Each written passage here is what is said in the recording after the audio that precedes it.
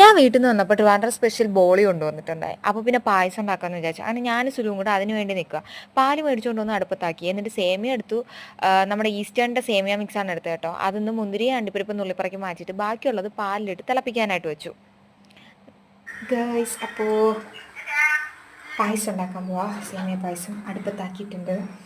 തിളക്കട്ടെ. തിളച്ചതിന് ശേഷം നല്ല മിക്സ് ചെയ്ത് നല്ല കുറുകി വരുമ്പോഴത്തേക്കും അണ്ടിപ്പരിപ്പ് മുന്തിരിയൊക്കെ ഒന്ന് നെയ്യിൽ വാട്ടിയിട്ട് റോസ്റ്റ് ചെയ്ത് അതിലോട്ട് ഇട്ട് കൊടുത്ത് കുറച്ചൊരു സ്പൂൺ നെയ്യും കൂടെ ഒഴിച്ച് കഴിഞ്ഞാൽ പായസം റെഡി.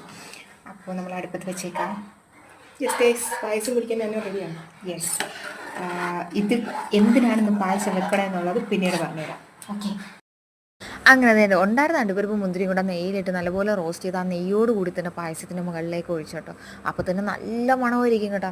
പിന്നെ അതിനൊന്ന് മിക്സ് ചെയ്ത് സെറ്റാക്കിയിട്ട് നമ്മുടെ മെയിൻ ഐറ്റം എടുക്കാൻ പോകാം കേട്ടോ. നമ്മുടെ ബോളി എടുത്ത് പ്ലേറ്റിലോട്ട് അങ്ങോട്ട് നിരത്തി വെച്ചു. അതിലേക്ക് പായസം ഒഴിക്കണം. ശരിക്കും പറഞ്ഞു കഴിഞ്ഞാൽ ഈ ബോളി കൊണ്ടുവന്നത് കൊണ്ടാണ് ഇന്ന് പായസം ഉണ്ടാക്കിയത് പോലും. അങ്ങനെ പായസം ഒഴിച്ച് നല്ലപോലെ കഴിച്ചിട്ട് അഭിപ്രായം പറഞ്ഞു.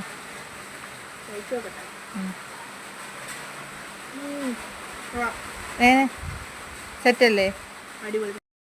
സുലുവിൻ്റെ അഭിപ്രായം കേട്ട് ഞാൻ ദേ ബോളി കഴിക്കാനായിട്ട് എടുത്തു. കുറച്ച് ബോളിയും പായസം കൂടെ മിക്സ് ചെയ്ത് കയ്യിൽ ഇങ്ങോട്ട് എടുത്തിട്ട് വായിലോട്ട് വെക്കുമ്പോൾ ഉണ്ടല്ലോ, സത്യം പറഞ്ഞാൽ മെൽറ്റായിപ്പോൾ. കുറേ നാൾക്ക് ശേഷമാണ് ഞാൻ ഇത്ര അടിപൊളി പായസം കഴിക്കണം കേട്ടോ. നല്ല അടിപൊളി ടേസ്റ്റ് ആയിരുന്നു. അപ്പോൾ എല്ലാവരും ഒന്ന് ട്രൈ ചെയ്ത് നോക്കുക. അപ്പോൾ ഇന്നത്തേക്ക് ഇത്രേ ഉള്ളൂ. Tata bye bye, see U.